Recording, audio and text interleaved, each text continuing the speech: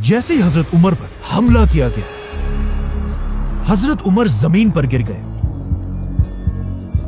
اور ان پر حملہ کرنے والا فیروز مسجد سے بھاگنے لگا، لیکن جیسے ہی مسلمانوں نے اسے پکڑ لیا، فیروز نے اسی خنجر سے اپنا گلا کاٹ دیا، جس کے بعد مسلمان حضرت عمر کو اٹھا کر ان کے گھر لے کر آئے، لیکن گھر پہنچتے ہی جب انہیں کھجور کا پانی اور دودھ پلایا گیا تو وہ ان کے معدے میں جانے کے بجائے ان کے زخموں سے باہر آنے لگا۔ یہ دیکھ کر حضرت عمر کے ڈاکٹر نے انہیں کہا کہ یا امیر المومنین، اللہ کو یاد کریں، کیونکہ اب آپ کا زندہ رہنا امپاسبل ہے۔ اب جب حضرت عمر نے اپنے ہی موت کی خبر سنی تو وہ اس سوچ میں پڑ گئے کہ مسلمانوں کی اس خلافت، جو دنیا کی سب سے بڑی سپر پاور تھی، کا نیا خلیفہ کون ہوگا۔ تو اب حضرت عمر سے ان کے منسٹرز، جنرلز اور بڑے بڑے صحابہ آ کر ملنے لگے اور سب مل کر حضرت عمر کو اسلام کے تیسرے خلیفہ کے بارے میں اپنی رائے دینے لگے۔ تو سب سے پہلے ایک آدمی نے حضرت عمر کو اپنی رائے دی کہ یا امیر المومنین، آپ دنیا کے اتنے بڑے خلیفہ ہیں اور دنیا کا رواج یہ ہے کہ ہر بڑے بادشاہ کے بعد اسی کا بیٹا بادشاہ بنتا ہے، تو اب آپ بھی اپنے بعد اپنے بیٹے عبداللہ بن عمر کو مسلمانوں کا نیا خلیفہ بنائیں۔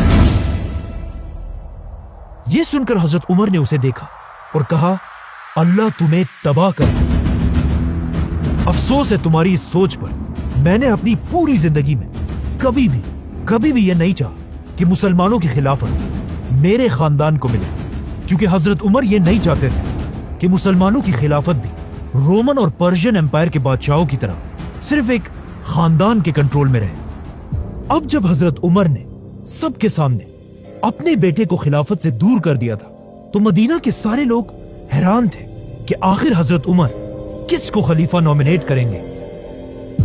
فائنلی حضرت عمر نے اپنے بیٹے کو پاس بلایا اور اسے کہا، لکھو، میں اپنے بعد صرف 6 لوگوں کو مسلمانوں کا خلیفہ بننے کے قابل سمجھتا ہوں۔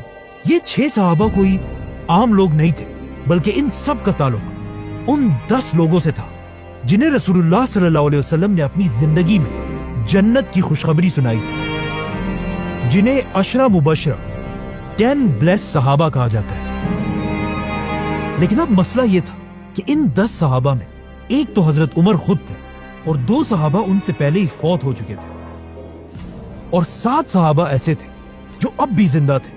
تو حضرت عمر نے ان 7 صحابہ میں سے 6 کو خلافت کے لیے نومینیٹ کیا اور صرف ایک کو باہر رکھا، کیونکہ اس صحابی کا نام سعید بن زید تھا، اور یہ حضرت عمر کے کزن اور انہی کے قبیلے سے تھا۔ مطلب حضرت عمر اگین یہ نہیں چاہتے تھے کہ خلافت کسی ایک خاندان کے کنٹرول میں آئے، چاہے وہ خاندان ان کا اپنا ہی کیوں نہ ہو۔ ساتھ ہی حضرت عمر نے یہ آرڈر بھی دیا کہ میرے بیٹے عبداللہ بن عمر کو بھی خلافت کے اس فیصلے میں شامل کیا جائے، لیکن اسے مسلمانوں کا خلیفہ بننے کی اجازت نہیں۔ حضرت عمر نے وفات سے پہلے مسلمانوں کو کلیئر آرڈرز دیے تھے کہ مجھے دفنانے کے فوراً بعد ان 6 صحابہ کو مدینہ کے ایک گھر میں بند کر دیا جائے تاکہ یہ خلیفہ کا فیصلہ کر سکے، جس کے بعد ان کے پاس صرف 3 دن کا ٹائم ہوگا کہ یہ لوگ آپس میں ڈیسائیڈ کر کے کسی ایک کو مسلمانوں کا تیسرا خلیفہ بنائیں، اور ساتھ ہی 50 لوگوں کو تلواروں کے ساتھ اس گھر کے باہر ان کی حفاظت کے لیے کھڑا کیا جائے۔ ایسا حضرت عمر نے اس لیے بھی کیا کہ ان 6 لوگوں میں سے کوئی بھی خلیفہ کے اس الیکشن کے دوران اپنے قبیلے کے لوگوں سے نہ مل سکے، تاکہ وہ ان کے ذہنوں میں ادھر ادھر کی باتیں نہ ڈالیں اور یہ خود اپنی مرضی سے فیصلہ کریں۔ اور پھر حضرت عمر نے اپنا آخری حکم دیا کہ جب یہ 6 صحابہ کسی ایک کو خلیفہ بنا دیں، اس کے بعد ہر آدمی کو یہ فیصلہ ماننا ہوگا، اور جو نہ مانے اس کا سر کاٹ دیا جائے۔ اس طرح حضرت عمر نے مسلمانوں کی تاریخ کے پہلے الیکشنز کا سسٹم بنایا، اور صرف مسلمانوں کے نہیں बल्कि ये दुनिया के सबसे पहले इलेक्शंस में से एक था। तो अब ये सब करने के बाद हजरत उमर ने आने वाले नए खलीफा को अपनी आखिरी एडवाइस दी। ए मुसलमानों के नए खलीफा, हमेशा अल्लाह से डरते रहना, मुहाजिरीन और अंसार का खास ख्याल रखना, तुम्हारी खिलाफत में रहने वाले नॉन मुस्लिम्स की ऐसी हिफाजत करना जैसे तुम अपने मुसलमान भाइयों की करते हो, और याद रखना कभी भी अपने खानदान के लोगों को मुसलमानों की गर्दनों पर सवार मत करना। नाउ जैसे ही हजरत उमर को दफनाया गया, ये 6 सहाबा मदीना के एक घर में जमा हुए और हजरत उमर के ऑर्डर्स के मुताबिक इस्लाम के तीसरे खलीफा का फैसला करने लगे। अब अगर इन 6 सहाबा की लाइफ्स को गौर से देखा जाए तो इनमें से 3 सहाबा ऐसे थे जो हजरत उमर के दौर में फौजी जनरल्स थे और बाकी 3 ऐसे थे जो सिविलियंस थे। तो जैसे ही वोटिंग शुरू हुई, इन 3 फौजी सहाबा ने अपने आप को खिलाफत की रेस से बाहर कर दिया और अपना वोट बाकी 3 सिविलियन सहाबा को दिया, जिसमें सबसे पहले जुबैर रज़ियल्लाहु तआला अन्हु ने अपना वोट हजरत अली रज़ियल्लाहु तआला अन्हु को दिया। हजरत तलहा ने अपना वोट उस्मान रज़ियल्लाहु तआला अन्हु को दिया और साद बिन अबी वक्कास रज़ियल्लाहु तआला अन्हु ने अपना वोट अब्दुर्रहमान बिन औफ को दिया। तो अब खिलाफत के लिए सिर्फ 3 नाम बाकी रहे, अब्दुर्रहमान, उस्मान और अली रज़ियल्लाहु तआला अन्हु। ये देखकर अब्दुर्रहमान बिन औफ ने कहा कि देखो, मैं भी मुसलमानों की इस एम्पायर का खलीफा नहीं बनना चाहता। जिसके बाद ऑफ कोर्स खिलाफत के लिए सिर्फ 2 नाम बाकी रहे, उस्मान और अली। इस वक्त उस्मान रज़ियल्लाहु तआला अन्हु की एज ऑलमोस्ट 70 साल थी, जिसके मुकाबले में हजरत अली की एज सिर्फ और सिर्फ 45 इयर्स थी। मतलब हजरत उस्मान हजरत अली से तकरीबन 25 साल बड़े थे। और इन दोनों में मुसलमानों का खलीफा कौन होगा, यह फैसला हजरत अब्दुर्रहमान बिन औफ ने करना था, क्योंकि उन्होंने अभी तक अपना वोट किसी को नहीं दिया था। अब जब मुसलमानों का नया खलीफा चूज करने की सारी ताकत अब्दुर्रहमान बिन औफ के हाथ में थी, जो एक बहुत बड़ी जिम्मेदारी थी।